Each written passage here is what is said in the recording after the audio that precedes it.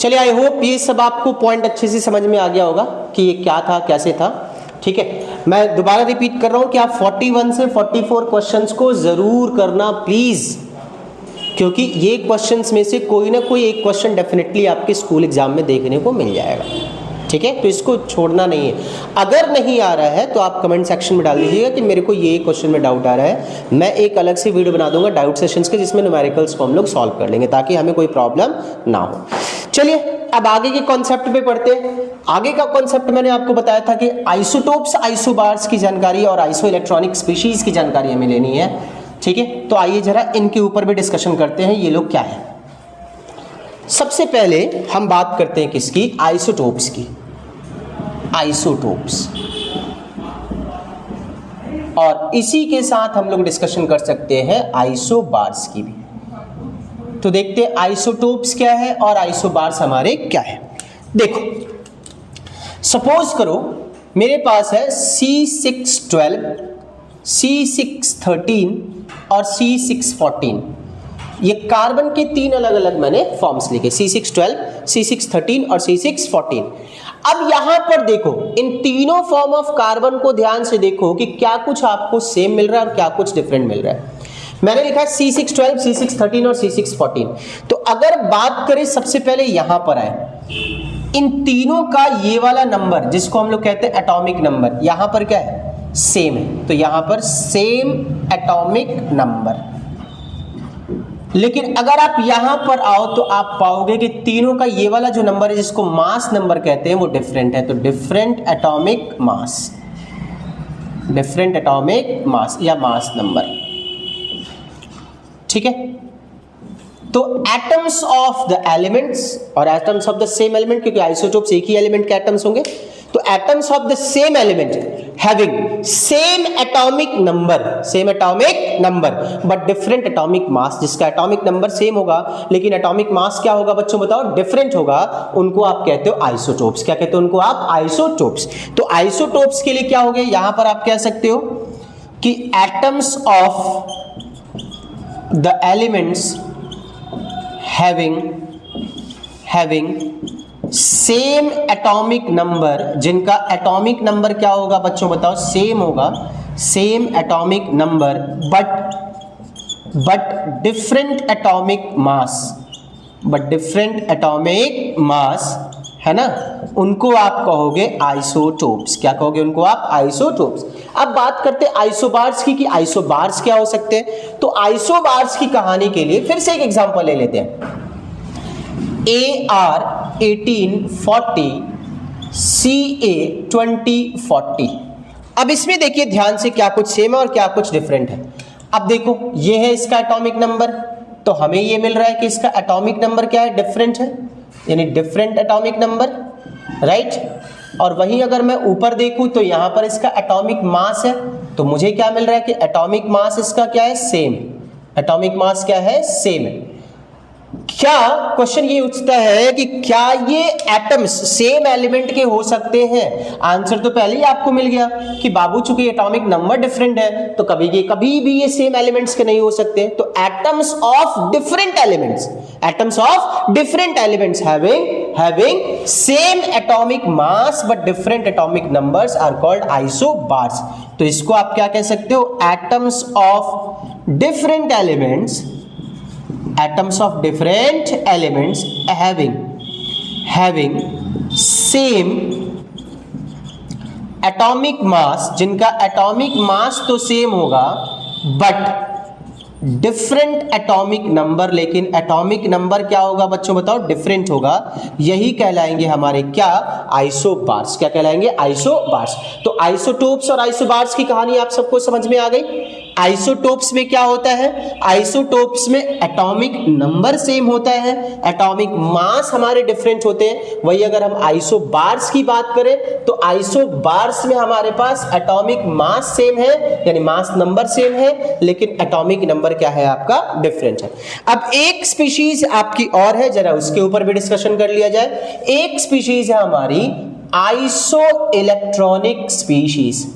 Iso electronic species. Iso word का मतलब same और इलेक्ट्रॉनिक वर्ड का मतलब नंबर ऑफ इलेक्ट्रॉन्स, यानी इनके पास होंगे सेम नंबर ऑफ इलेक्ट्रॉन्स। तो एटम्स और आयंस, एटम्स और आयंस से कुछ भी हो सकते हैं, एटम्स हो सकते हैं, आयंस हो सकते हैं, कुछ भी हो सकते हैं। तो एटम्स और ions having the same number of electrons, atoms और आयंस जिनके नंबर ऑफ इलेक्ट्रॉन्स क्या है, सेम है, are called what, are called isoelectronic species. क्या कहोगे आप इनको बताओ, आइसो इलेक्ट्रॉनिक स्पीशीज। तो यहां पे क्या हो जाएगा, यहां पे हम कह सकते हैं एटम्स और आयंस, एटम्स और ions having the same number of electrons, having the same number of electrons, जिनके पास नंबर ऑफ इलेक्ट्रॉन सेम है, आर कॉल्ड, इन्हीं को कहा जाएगा क्या, isoelectronic species, isoelectronic species. वैसे एटम्स या वैसे आयंस जिनके पास नंबर ऑफ इलेक्ट्रॉन सेम हो, they are called what, they are called isoelectronic species. चलिए जरा एग्जांपल्स के ऊपर फोकस करते हैं, कौन कौन सी ऐसी कहानी हो सकती है। तो कुछ भी एग्जांपल आप ले सकते हो, जैसे मैंने ले लिया नियॉन, फिर मैंने ले लिया Na+, फिर मैंने ले लिया Mg2+, फिर मैंने ले लिया Al3+, फिर मैंने ले लिया आपका क्या, F-। चलिए देखते हैं कि सबके पास कितने कितने नंबर ऑफ इलेक्ट्रॉन्स। अगर मैं नियॉन के पास देखूं तो 10 इलेक्ट्रॉन्स है, सोडियम पे 11 इलेक्ट्रॉन्स होते हैं लेकिन 1 पॉजिटिव चार्ज है तो 1 इलेक्ट्रॉन लूज कर दिया, 10 इलेक्ट्रॉन्स हो गए। मैग्नीशियम पे 12 इलेक्ट्रॉन्स होते हैं लेकिन 2 पॉजिटिव चार्ज है, इसका मतलब 2 इलेक्ट्रॉन लूज किया, तो अभी भी इलेक्ट्रॉन्स कितने रह गए इसके पास बताइए, 10। वैसे एल्यूमिनियम पे भी 10 इलेक्ट्रॉन्स और F- पे भी कितने इलेक्ट्रॉन्स है, 10 इलेक्ट्रॉन्स है। तो चेक करिए यहां पर सबके पास नंबर ऑफ इलेक्ट्रॉन्स क्या है, सेम है। आप देखो ये एटम भी है और आयंस भी है, तो इसलिए मैंने कहा एटम्स और आयंस, कुछ भी हो सकते हैं, या तो एटम्स या आयंस, एटम्स और आयंस जिनके पास नंबर ऑफ इलेक्ट्रॉन्स सेम हो, बराबर हो, they are called what, they are called isoelectronic species. कौन सी स्पीशीज कहलाएंगे, आइसो इलेक्ट्रॉनिक स्पीशीज। बात समझाई कि नहीं। तो वैसे एटम्स या वैसे आयंस जिनके पास नंबर ऑफ इलेक्ट्रॉन सेम हो, they are called what, they are called isoelectronic species. तो ये था हमारा एटॉमिक कॉन्सेप्ट जिसको हमें जरूर पढ़ना चाहिए। देखिए आप एटॉमिक स्ट्रक्चर्स को मत पढ़ो, आई मीन जो मॉडल्स हैं उन मॉडल्स को अगर आप नहीं पढ़ते हो, कुछ बहुत ज्यादा उससे क्वेश्चन नहीं आता है सीबीएसई में, आपके स्कूल एग्जाम में ज्यादा से ज्यादा क्या आ सकता है, जो आपका बोर्ड्स मॉडल है वो तो खैर हम आगे डिस्कस करेंगे बोर्ड्स मॉडल के ऊपर। तो एटॉमिक मॉडल्स हमारा फर्दर आ जाएगा। एटॉमिक कॉन्सेप्ट में आप चीजों को डिस्कशन क्या करो, जो मैंने अभी आपको बताया, एटॉमिक नंबर पढ़िए, एटॉमिक मास पढ़िए, उसमें कैसे कैसे चेंजेस आ रहे हैं वो पढ़िए और उसके न्यूमेरिकल सॉल्व करिए। इससे आपका एटॉमिक कॉन्सेप्ट की कहानी जो है वो क्लियर हो जाएगी। चलिए अब एटॉमिक कॉन्सेप्ट की कहानी क्लियर करने के बाद अब हम लोग नेक्स्ट कॉन्सेप्ट पे आते हैं। तो आप अपने फिर से शेड्यूल को देखो कि हमारे शेड्यूल में क्या था नेक्स्ट कॉन्सेप्ट। अब हमारे शेड्यूल में था development leading to the Bohr's atomic model, Bohr's atomic model की डेवलपमेंट, और इसमें सबसे पहले था आपका वेव नेचर ऑफ EMR, यानी इलेक्ट्रोमैग्नेटिक रेडिएशंस का वेव कैरेक्टर। आओ देखते हैं इलेक्ट्रोमैग्नेटिक रेडिएशंस का क्या बच्चे बताओ, वेव कैरेक्टर और वेव नेचर। तो यहां पर हम शुरू क्या करने जा रहे हैं, यहां पर हम लोग शुरू करने जा रहे हैं wave nature of electromagnetic radiations, electromagnetic radiations के वेव नेचर। क्या क्या इनके वेव नेचर के बारे में हो सकता है, राइट। ये कहता है कि अगर आपके पास में कोई चार्ज्ड बॉडी है, किस तरह की बॉडी है, चार्ज्ड बॉडी, मतलब ऐसी बॉडी जिस पे कुछ ना कुछ चार्ज हो, कौन सा हो मैटर नहीं करता, चार्जेस होने चाहिए। अगर कोई चार्ज्ड बॉडी है और वो charge body under acceleration continuously move कर रही है, आपके पास कोई चार्ज्ड बॉडी है और वो charge body under acceleration continuously move कर रही है, तो उससे दो तरह के वेव्स निकलेंगे ऑल्टरनेटिवली। एक मतलब दो तरह के फील्ड्स बनेंगे ऑल्टरनेटिवली, एक बनेगा इलेक्ट्रिकल फील्ड, दूसरा क्या बनेगा आपका मैग्नेटिकल फील्ड। दोबारा मैं रिपीट कर रहा हूं, मैंने क्या कहा कि अगर आपके पास में कोई चार्ज्ड बॉडी है, यानी कोई ऐसी बॉडी है जिसपे कुछ ना कुछ चार्जेस है और आप उसको कॉन्टिन्यूअसली मूव करवा रहे हो, एक्सेलरेटेड मतलब अंडर एक्सेलरेशन मूव करवा रहे हो, तो उससे दो तरह के फील्ड्स निकलेंगे। कौन कौन से फील्ड्स, इलेक्ट्रिकल फील्ड्स और मैग्नेटिकल फील्ड्स। क्वेश्चन ये उठता है कि क्या ये फील्ड्स स्थिर है, नहीं, ये तो फील्ड्स आगे बढ़ेंगे, ये फील्ड्स आगे प्रोपिगेट करेंगे, ट्रैवल करेंगे। किसके फॉर्म में ट्रैवल करेंगे? ये फील्ड्स आगे प्रोपिगेट करेंगे, ट्रैवल करेंगे in the form of waves और in the form of radiations. इसीलिए इनको कहा जाता है इलेक्ट्रोमैग्नेटिक रेडिएशंस और इलेक्ट्रोमैग्नेटिक वेव्स। आप इनको क्या कहोगे? इलेक्ट्रोमैग्नेटिक रेडिएशंस और इलेक्ट्रोमैग्नेटिक वेव्स। इलेक्ट्रोमैग्नेटिक अलग अलग वर्ड है। इलेक्ट्रो बना जो हमारा इलेक्ट्रिकल फील्ड से, और मैग्नेटिक बना है हमारा मैग्नेटिकल फील्ड से। तो मैंने आपको कहा ना कि दो तरह के फील्ड्स डेवलप होंगे, कौन कौन से? इलेक्ट्रिकल फील्ड और मैग्नेटिकल फील्ड। और ये फील्ड आगे प्रोपिगेट करेंगे, ट्रैवल करेंगे किसके फॉर्म में? वेव्स के फॉर्म में या रेडिएशंस के फॉर्म में। इसीलिए आप इनको क्या कहते हो? इलेक्ट्रोमैग्नेटिक वेव्स और इलेक्ट्रोमैग्नेटिक रेडिएशंस। तो मैं यहां पे लिख दूं कि when a charged body moves continuously under acceleration,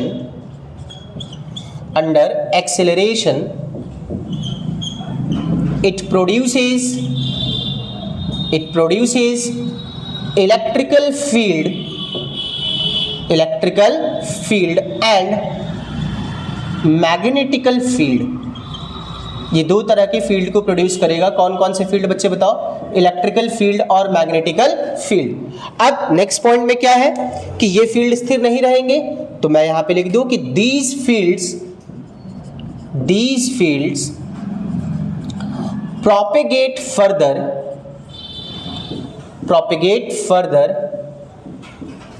in the form of waves और रेडिएशंस। ये फील्ड्स आगे प्रोपेगेट करते हैं वेव्स के फॉर्म में या फिर रेडिएशंस के फॉर्म में। सो दे आर कॉल्ड, इसीलिए इनको कहा जाता है, क्या कहा जाता है बच्चे बताइए बेटा? इलेक्ट्रोमैग्नेटिक वेव्स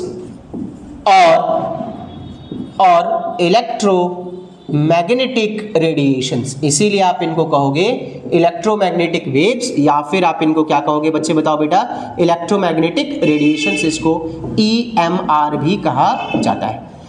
तो दोबारा से रिपीट, किस तरह की बॉडी आपके पास होनी चाहिए? कौन सी बॉडी होनी चाहिए? Charge body. कौन सी बॉडी? Charge body. और ये चार्ज बॉडी का किस तरह से मोशन होना चाहिए? इनका होना चाहिए एक्सीलरेटेड मोशन। कौन सा मोशन? Accelerated motion. तो इससे कितने फील्ड्स डेवलप होंगे? दो। कौन कौन से? इलेक्ट्रिकल फील्ड्स और मैग्नेटिकल फील्ड्स। क्या ये फील्ड्स स्थिर रहेंगे? बिल्कुल नहीं, ये फील्ड्स आगे ट्रैवल करेंगे। किसके फॉर्म में? In the form of waves और in the form of radiations. इसीलिए इनको क्या कहा जाता है? इलेक्ट्रोमैग्नेटिक वेव्स और इलेक्ट्रोमैग्नेटिक रेडिएशंस। देखो, एक 3D डायग्राम है। बुक में अगर आप देखोगे तो ये डायग्राम बहुत अच्छे तरीके से बना रखा है। तो आप इस डायग्राम को बुक से ही देख करके ज्यादा अच्छे से सीखना। ये तो बोर्ड 2D है, 2D पे हम 3D डायग्राम ज्यादा अच्छे से बना नहीं सकते, इसलिए मैं आपसे रिक्वेस्ट करूंगा कि आप बुक को देखिए और बुक को देख करके इस डायग्राम को सीखने की कोशिश करिए। इस डायग्राम में क्या कुछ खास बात है। चलिए मान लीजिए ये हमारा x एक्सिस हो गया, यह हमारा y एक्सिस हो गया, यह हमारा z एक्सिस हो गया। इस पे हम लोग क्या कर रहे हैं? x पे हम लोग क्या कर रहे हैं? x किस चीज का वेव है? तो x हमारा है way of propagation of waves. मतलब इस रास्ते पर वेव्स हमारे प्रोपेगेट होंगे x एक्सिस पे। अब बच गया y और z एक्सिस, तो इनसे निकलेगा आपका इलेक्ट्रिकल और मैग्नेटिकल वेव्स। इलेक्ट्रिकल और मैग्नेटिकल वेव्स। सबसे पहले हम लोग बात करते हैं y एक्सिस से। तो मान लीजिए यहां से हमारा कोई वेव निकला इस तरीके से, ये वेव मेरा आगे ट्रैवल कर रहा है इस तरीके से। ये वेव हमारा आगे की तरफ प्रोपेगेट हो रहा है, आगे की तरफ ट्रैवल कर रहा है। ठीक है, ये हो गया हमारा, सपोज करो ये हमारा हो गया इलेक्ट्रिकल वेव। कौन सा वेव बच्चों बताओ? Electrical wave. अब दूसरा वेव होगा हमारा मैग्नेटिकल वेव। कौन सा वेव बेटा? Magnetical wave. तो मैग्नेटिकल वेव हमारा कौन से एक्सिस से निकलेगा? z एक्सिस से। तो z एक्सिस से अब निकाल रहे हैं हम लोग मैग्नेटिकल वेव। दोबारा मैं रिपीट कर रहा हूं कि बुक से इस डायग्राम को ज़्यादा अच्छे तरीके से आप समझ पाएंगे। तो बुक, क्योंकि बुक में एक 3D इमेज दे रखी है ना, तो वहाँ से आप ज़्यादा अच्छे से इसको समझ सकते हैं, वहाँ की इमेज से।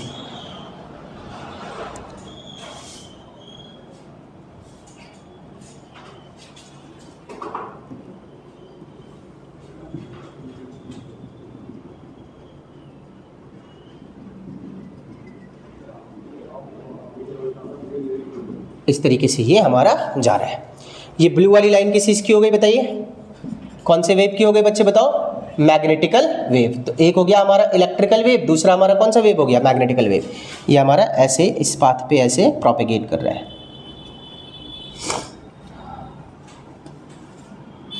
ऐसे जा रहा है। चलिए यहां पर चार्ज बॉडी हमने रखा है, इस चार्ज बॉडी का हम कैसे मोशन करवा रहे हैं बताओ, एक्सेलरेटेड मोशन, मतलब अंडर एक्सेलरेशन ये कॉन्टिन्यूअसली मूव कर रही है। अब क्या क्या इसके कैरेक्टरिस्टिक्स, क्या क्या इसके कैरेक्टरिस्टिक्स हैं, ये जरा हम लोग यहां पर देख लेते हैं। Characteristics,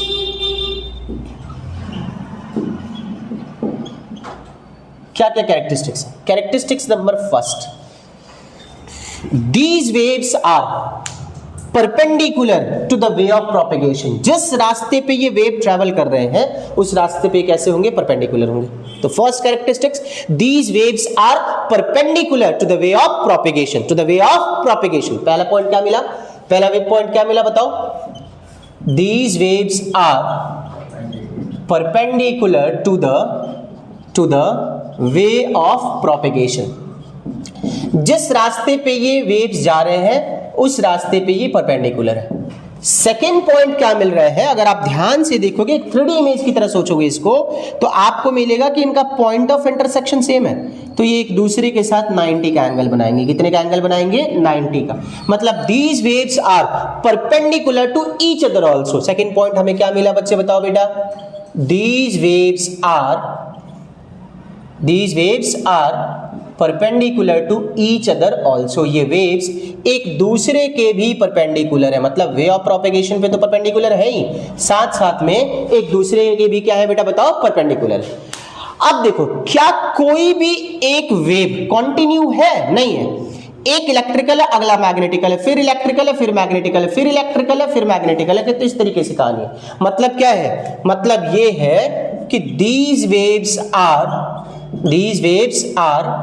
alternatively propagated. कैसे प्रोपेगेट करते हैं बच्चे बताओ बेटा, ऑल्टरनेटिवली कैसे प्रोपेगेट करते हैं, आंसर करिए, ऑल्टरनेटिवली। मतलब अगर एक हमारा इलेक्ट्रिकल वेव होगा तो अगला हमारा वेव कौन सा होगा, मैग्नेटिकल होगा। तो इनका ऑल्टरनेट प्रोपेगेशन होता है, कॉन्टिन्यूअस प्रोपेगेशन नहीं है, ऑल्टरनेट। अगर एक इलेक्ट्रिकल हुआ तो अगला मैग्नेटिकल, फिर इलेक्ट्रिकल, फिर मैग्नेटिकल, फिर इलेक्ट्रिकल, फिर मैग्नेटिकल, इस तरह से सीरीज हमारी चलती रहेगी।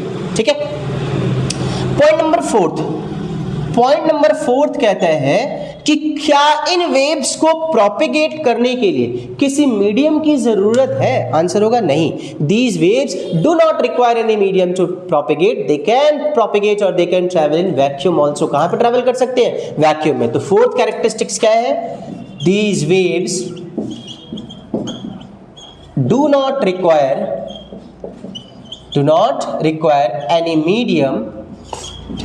any medium to travel or to propagate. They can propagate into vacuum also। Vacuum में भी प्रोपेगेट कर सकते हैं।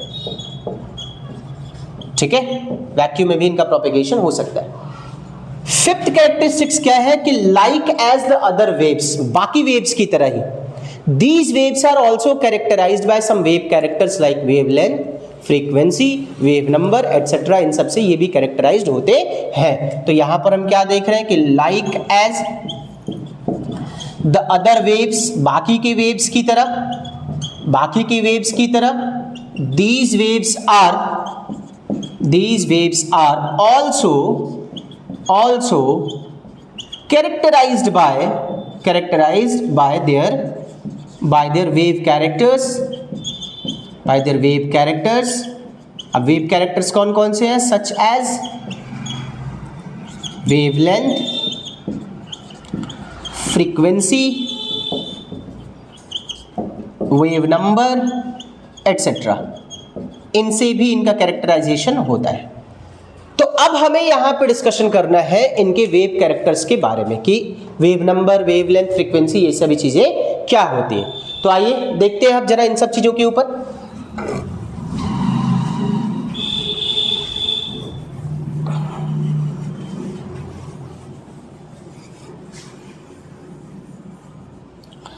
देखिए हम यहां पे क्या डिस्कशन करने जा रहे हैं, सबसे पहले वेवलेंथ, वेवलेंथ के ऊपर डिस्कशन करते हैं। वेवलेंथ को ग्रीक वर्ड लैम्डा से रिप्रेजेंट किया जाता है। आप इसको लैम्डा बोलेंगे, क्या बोलेंगे इसको? लैम्डा। तो इसको ग्रीक वर्ड लैम्डा से रिप्रेजेंट किया जाता है। अब ये होता क्या है? ये होता क्या है? यहां देखिए, ये सपोज करिए एक वेव है हमारा, इस तरीके से बन रहा है ये, इस तरीके से। इसको हमने कहा क्रेस्ट और इसको हमने कहा ट्रफ। एक क्रेस्ट है, दूसरा हमारा क्या है बच्चे बताइए? ट्रफ है। सी का मतलब हो गया क्रेस्ट और टी का मतलब क्या हो गया बच्चे बताओ बेटा? ट्रफ। अब मैं थोड़ा सा इसको और आगे बढ़ा दूं ताकि एक और क्रेस्ट और एक और ट्रफ बन सके। अब ये भी सी हो गया हमारा और ये भी क्या हो गया हमारा? टी हो गया। अब बस ध्यान से देखो, वेवलेंथ की डेफिनेशन मिल गई आपको। दो लगातार ट्रफ या दो लगातार क्रेस्ट की बीच की डिस्टेंस को पता कर लो, यही डिस्टेंस आपका कहलाएगा वेवलेंथ। तो the distance between two consecutive crest और टू कॉन्जिक्यूटिव ट्रफ, दो लगातार क्रेस्ट और दो लगातार ट्रफ के बीच की जो डिस्टेंस होगी उसी डिस्टेंस को आप लोग क्या कहोगे बच्चे बताओ? वेवलेंथ। क्या कहोगे? वेवलेंथ। तो वेवलेंथ क्या हो गया आपका? The distance between two consecutive crest और टू consecutive trough, है ना बेटा? बोलिए। The distance between two consecutive crest और two consecutive trough is called, इसी को हम लोग कहते हैं, क्या कहते हैं बच्चे? बोलो बेटा, वेव लेंथ। और चूंकि आप इसमें डिस्टेंस मेजर कर रहे हो ना, क्या मेजर कर रहे हो? डिस्टेंस, इसलिए इट्स एसआई यूनिट इज, इसका जो एसआई यूनिट होगा वो एसआई यूनिट क्या होगा बेटा? बताओ बेटा? मीटर। क्या होगा? मीटर। ठीक है, बात समझ आ गई? क्योंकि हम इसमें लेंथ मेजर कर रहे हैं, तो लेंथ का ऐसा यूनिट क्या होता है हमारा? फिजिक्स में भी पढ़ा आपने, एमएलटी वगैरह डायमेंशंस निकाले होंगे आपने। तो लेंथ का ऐसा यूनिट क्या होता है आपका? मीटर। तो आप यहां पर इसके लिए क्या यूनिट यूज करोगे? मीटर। क्या यूनिट यूज करोगे? मीटर। चलो, अब वेवलेंथ के बाद सेकंड पॉइंट के ऊपर आते हैं। सेकंड पॉइंट है हमारा, सेकंड पॉइंट है हमारे क्या? फ्रीक्वेंसी। फ्रीक्वेंसी, फ्रीक्वेंसी को ग्रीक वर्ड न्यू से रिप्रेजेंट करते हैं। न्यू, एनयू, न्यू से रिप्रेजेंट करते हैं इसको। वी की तरह ही बनाया जाता है। वी को बस थोड़ा सा ऐसे करके टिल्ट कर दिया जाता है, बनाना वी की तरह। किसी किसी बुक में पूरा ही वी बना हुआ है। तो आप बस ध्यान में रखिएगा कि फ्रीक्वेंसी को हम लोग न्यू से रिप्रेजेंट करते हैं। आप उसको वी मत पढ़िएगा। वी फिजिक्स में अलग टर्म्स में वेलोसिटी वगैरह के टर्म में यूज होगा। यहाँ पर भी आप जब काइनेटिक एनर्जी डिस्कशन करेंगे तो वहां पर वी वेलोसिटी लेंगे। तो यहाँ वेलोसिटी नहीं है, न्यू है। और न्यू किसको रिप्रेजेंट कर रहा है? फ्रीक्वेंसी को। किसको रिप्रेजेंट कर रहा है? फ्रीक्वेंसी को। अब फ्रीक्वेंसी क्या होती है जरा इसके ऊपर देखिए। फ्रीक्वेंसी क्या होती है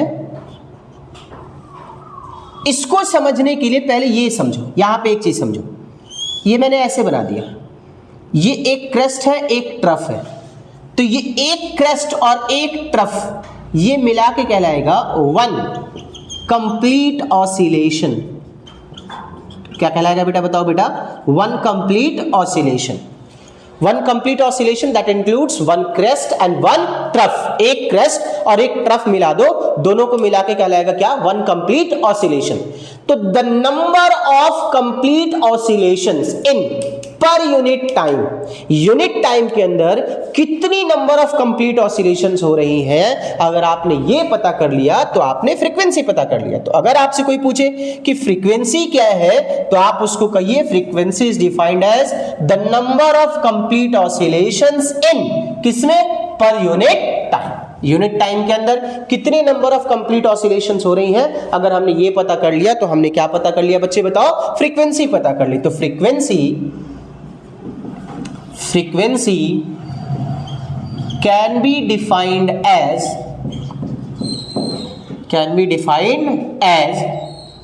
the number of complete oscillations in किसके अंदर बच्चों बताओ बेटा?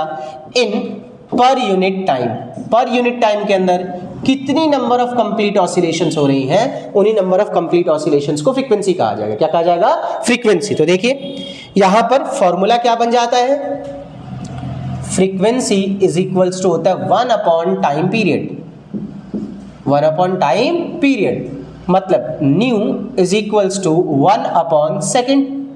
टाइम का तो सेकेंड होता है। अच्छा पहले सिंबल लिख लो, चलो टी लिख लो, ऐसे कर लो, पहले टी लिख लो इसको। अब सोचो कि अगर तुम्हारे पास में टाइम 1 सेकेंड है तो तुम्हारी फ्रीक्वेंसी कितनी आएगी भाई? 1 अपॉन 1 सेकेंड। 1 सेकेंड यानी 1 सेकेंड इनवर्स, इस 1 सेकेंड इनवर्स को 1 हर्ट्ज कहा जाता है। क्या कहा जाता है? 1 हर्ट्ज। तो द ऐसा unit of frequency is hertz. Frequency का ऐसा यूनिट क्या है? हर्ट्ज। क्या है बच्चे बोलो? हर्ट्ज है। तो अगर आपसे कोई पूछे कि व्हाट इज द ऐसा यूनिट ऑफ फ्रीक्वेंसी, तो आप उसको कहिएगा कि the SI unit of frequency is hertz. Frequency की SI यूनिट होती है हर्ट्ज, जिसको आप HZ लिख करके रिप्रेजेंट करते हो। और 1 हर्ट्ज कितने के इक्वल होता है? 1 hertz is equals to 1 per second. 1 hertz 1 per second के बराबर होगा। ठीक है, तो number of complete oscillations in per unit time, that is called frequency. That is called what? Frequency, and that is equals to 1 per second. 1 per second. अब देखो कई बार हमें इसके बीच में रिलेशन देखने को मिलता है, relation between frequency and wavelength. Frequency और वेवलेंथ के बीच में रिलेशन। वैसे तो देखो इसका एक पर्टिकुलर डेरिवेशन आता है, फ्रीक्वेंसी और वेवलेंथ के बीच में एक पर्टिकुलर डेरिवेशन आता है। उस डेरिवेशन से हम समझते हैं क्या रिलेशन है। लेकिन हम यहाँ पर चूंकि 11th स्टैंडर्ड में वो डेरिवेशन है नहीं, और हम बहुत शॉर्ट समराइज करके इस चैप्टर को पढ़ रहे हैं ताकि आपकी रिवीजन हो सके, तो हम यहाँ पे सीधे 2 ग्राफ से डिस्कशन करते हैं। एक ग्राफ मैंने यहाँ बनाया, एक ग्राफ मैंने यहाँ बनाया। इन दोनों ग्राफ में मैंने वेव की लेंथ को सेम रखा। वेव की लेंथ को क्या रखा? सेम रखा। अब दोनों पे मैं वेव प्रोपेगेट कर रहा हूं। यहां पर मैंने कुछ इस तरीके से प्रोपेगेट किया,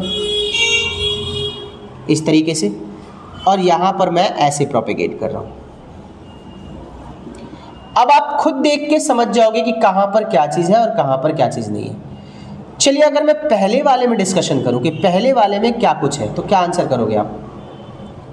पहले वाले का आपको ध्यान से नजर आ रहा है, पहले वाले का वेव लेंथ ज्यादा है और फ्रीक्वेंसी क्या है? कम है। ऑसिलेशन कम टाइम में हुई है। तो अगर मैं इस वेव पे डिस्कशन करूं तो इस वेव पे मेरे को क्या मिल रहा है?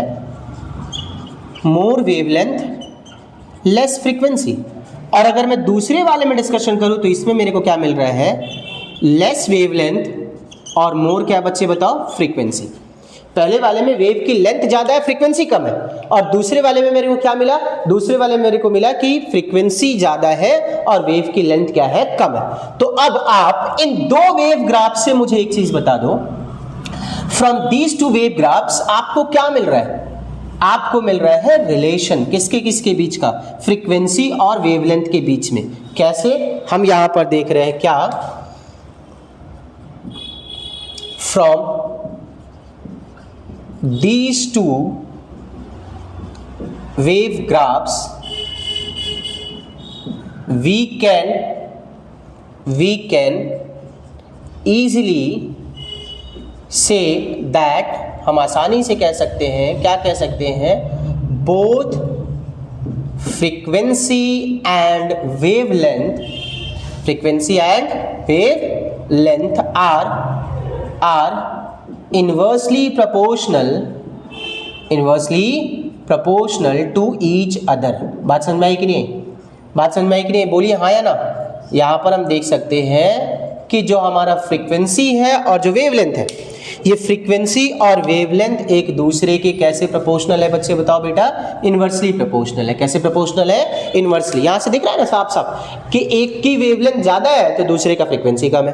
फिर यहां पर वेवलेंथ कम हो गई तो फ्रीक्वेंसी क्या हो गई? ज्यादा। मतलब कि ये इनवर्स डिपेंडेंसी है, मतलब इनवर्सली प्रोपोर्शनल है। एक बढ़ाओगे दूसरे की वैल्यू कम हो जाएगी। इसका मतलब क्या है कि nu directly inversely proportional to lambda और lambda inversely proportional to nu. किसी भी एक रिलेशन को आप निकाल लो। अब प्रोपोर्शनलिटी हटाओगे, आप सी मल्टीप्लाई करते हो। क्या मल्टीप्लाई करते हो? सी। तो ऐसे में nu into lambda equals to आ गया आपका C. Nu into lambda equals to क्या हो गया? सी। वेयर सी क्या है? C equals to speed of light. Speed of light किसके अंदर? इन एयर और वैक्यूम, लाइट की स्पीड है या तो एयर के अंदर या फिर किसके अंदर, वैक्यूम के अंदर, जिसकी वैल्यू होती है 3 × 10⁸ मीटर पर सेकेंड। ठीक है, तो रिलेशन क्या मिला हमारा, nu into lambda equals to C, nu into lambda equals to C. अब चलिए मैं अगर यहां से जो चाहूं वो निकाल सकता हूं। अगर मेरे को यहां से न्यू निकालना है तो मैं क्या लिखूंगा, सी बाय लैम्डा, बोलिए हाँ या ना। और अगर मेरे को यहां से लैम्डा निकालना है तो मैं क्या लिखूंगा, सी बाय न्यू। यहां से हम दोनों टर्म्स निकाल सकते हैं, nu equals to C by lambda और lambda equals to C by nu. ठीक है, अब एक टर्म हमारा और है, और वो टर्म क्या है हमारा, वेव नंबर। ये क्या होता है, देखो नेम में ही छुपा हुआ है इसका डेफिनेशन, वेव नंबर। किसका नंबर निकालना है, वेव्स का। किसका नंबर निकालना है आपको, वेव्स का। तो वेव नंबर क्या होता है, आपके पास 1 मीटर की मैंने लेंथ दे दी, सपोज 1 मतलब यूनिट लेंथ दे दिया, और मैं कह रहा हूं यूनिट टाइम है आपके पास।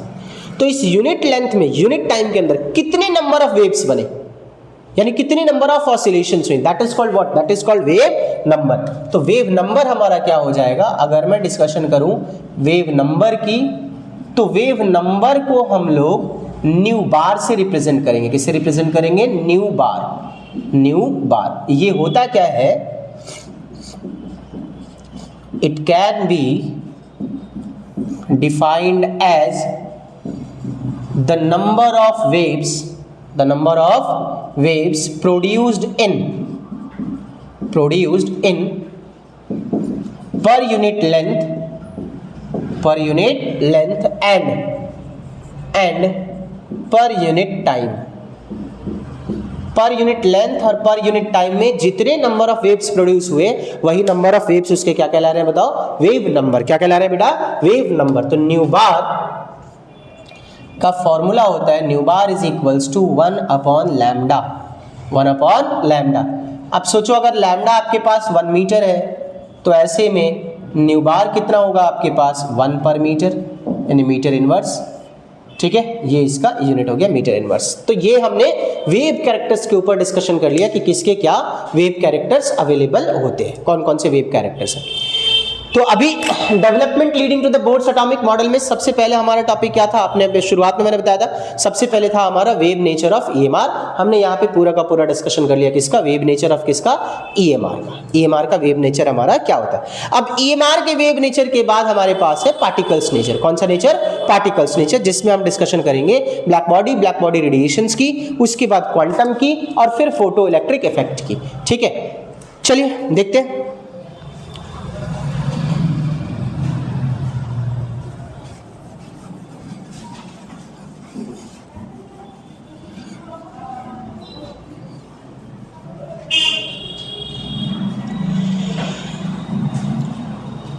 आइए देखते हैं क्या है टॉपिक हमारे पास, black body and black body radiations.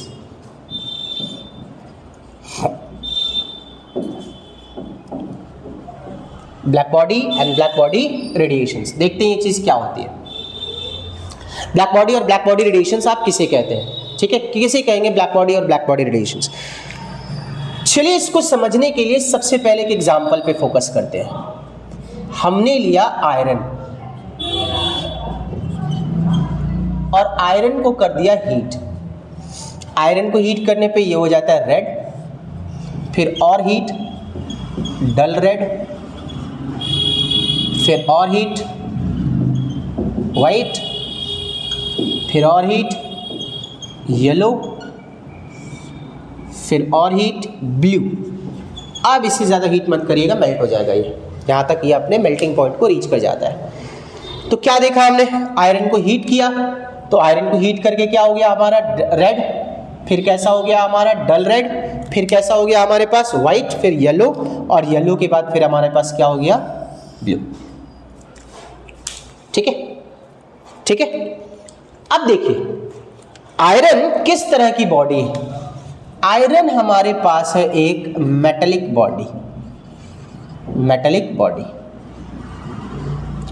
और हम इस मेटेलिक बॉडी को क्या कर रहे हैं, हमने इस मेटेलिक बॉडी को हीट किया। तो जब हमने इस मेटेलिक बॉडी को हीट किया तो इस मेटेलिक बॉडी ने क्या किया, इस मेटेलिक बॉडी ने हीट को एब्जॉर्ब कर लिया, खींच लिया, और हीट को एब्जॉर्ब करने के बाद इसने कलर्स को यानी रेडिएशंस को इंपार्ट किया। जब हमने मेटेलिक बॉडी को हीट किया तो इसने हीट को एब्जॉर्ब करा, और हीट को एब्जॉर्ब करने के बाद कलर्स को यानी रेडिएशंस को इंपार्ट किया। तो कोई सी भी मेटेलिक बॉडी जिसको जब आप हीट करो तो हीट करने के बाद वो एनर्जी को एब्जॉर्ब करे, और एनर्जी को एब्जॉर्ब करने के बाद कलर्स को यानी रेडिएशंस को इंपार्ट करे, उस तरह की बॉडी को हम लोग कहते हैं ब्लैक बॉडी। और जो रेडिएशंस इससे निकल रही होती है उन रेडिएशंस को कहा जाता है ब्लैक बॉडी रेडिएशंस। दोबारा मैंने क्या कहा कि कोई सी भी मेटेलिक बॉडी जिसको जब आप हीट करें तो हीट करने पर वो एनर्जी को एब्जॉर्ब करे, खींच रही है एनर्जी, आजा आजा आजा, और एनर्जी को एब्जॉर्ब करने के बाद रेडिएशंस को इंपार्ट कर रही है, कलर्स को इंपार्ट कर रही है, उसको हम कहते हैं ब्लैक बॉडी। क्या कहते हैं उसको? Black body. और जो रेडिएशंस निकल रही है ना, उन रेडिएशंस को आप कहोगे ब्लैक बॉडी रेडिएशंस। क्या कहोगे उसको, बताओ? Black body radiations. तो इसके लिए डेफिनेशन क्या हो सकता है? When a metallic body is heated, जब किसी मेटेलिक बॉडी को हीट किया जाएगा क्या होगा? It absorbs energy.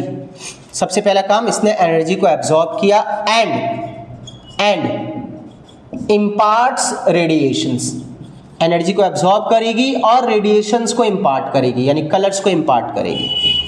Such a metallic body, इस तरह के मेटेलिक बॉडी को कहा जाएगा इज कॉल्ड ब्लैक बॉडी। क्या कहेंगे इसको, बताइए? Black body. And the radiations imparted, जो रेडिएशंस इंपार्ट होगी, यहां से जो रेडिएशंस निकलेंगी, the radiations imparted are called, इनको कहा जाएगा क्या? Black body radiations. क्या कहा जाएगा बच्चों, बताओ? Black body radiations. तो दोबारा से हमने क्या देखा कि कोई सी भी मेटेलिक बॉडी जिसको जब हीट करो एनर्जी को वो एब्जॉर्ब करती है, और एनर्जी को एब्जॉर्ब करने के बाद कलर्स को यानी रेडिएशंस को इंपार्ट करती है, इस तरह की बॉडी को ब्लैक बॉडी कहा जाता है। और जो रेडिएशंस इंपार्ट हो रही है उनको कहा जाता है ब्लैक बॉडी रेडिएशंस। ठीक है, यहां तक तो कहानी में कोई दिक्कत नहीं है, राइट? कहानी में दिक्कत कहां आती है? कहानी में दिक्कत ये है, why do we see different colors in the above radiations? ऊपर के रेडिएशंस में हम लोगों को अलग अलग कलर नजर क्यों आ रहे हैं? एक ही कलर क्यों नहीं नजर आ रहा है? ठीक है, एक ही कलर क्यों नहीं नजर आ रहा, अलग अलग कलर नजर क्यों आ रहे हैं? तो इसका क्वेश्चन का आंसर जानने के लिए एक और क्वेश्चन पे जाना पड़ेगा कि why does a metallic body radiate on heating? कोई भी मेटेलिक बॉडी हीट करने पर रेडिएट क्यों होती है? अगर इस क्वेश्चन का आंसर मिल गया तो इस क्वेश्चन का भी आंसर मिल जाएगा। चलिए आइए पहले इस क्वेश्चन का, पहले सेकंड क्वेश्चन का आंसर देखते हैं। सेकंड वाले क्वेश्चन का answer, why does a metallic body radiate on heating? चलिए, हमने सबने अपने अपने घरों में ये चीज़ कभी ना कभी तो किया ही होगा। आप किचन में जाते हो तो कोई ना कोई चीज़ तो आप करते ही करते हो। आपने किसी मेटेलिक बॉडी को फ्लेम पे रखा। अब सबसे पहला मैं आपसे क्वेश्चन पूछ रहा हूं, क्या फ्लेम पे रखने के साथ ही उसमें से रेडिएशंस निकलने शुरू हो गए? नहीं। फिर क्या हुआ? कुछ देर के बाद शुरू हुआ। तो जब तक रेडिएशंस नहीं हो रहे तब तक क्या हो रहा है उसमें? तब तक वो हीट को एब्सॉर्ब कर रहा है।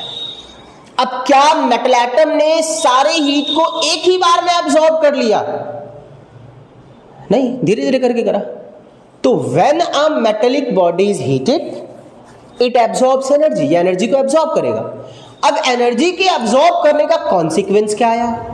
एनर्जी के एब्सॉर्ब करने का कॉन्सिक्वेंस ये आया कि it becomes full of energy, energy से भर जाएगा। और जब ये एनर्जी से भर जाएगा तो जो इसके वैलेंस इलेक्ट्रॉन है ये जंप करके चले जाएंगे नेक्स्ट शेल में, यानी हायर शेल में। जिसकी वजह से एटम हो जाएगा अनस्टेबल। एटम कैसा हो जाएगा? अनस्टेबल। अब बेटा चाहे इंसान हो या एटम हो, ये अनस्टेबल रहना नहीं चाहता है कोई सा भी एटम। तो एटम सोचेगा कि मैंने ऐसी क्या गलती की कि मैं स्टेबल से अनस्टेबल हो गया। उसको आंसर मिलेगा एनर्जी एब्जॉर्ब नहीं करना चाहिए था। तुमने एनर्जी एब्जॉर्ब करके बहुत बड़ी गलती कर दी, तुमने एनर्जी एब्जॉर्ब करके अनस्टेबिलिटी ला दिया अपने लिए।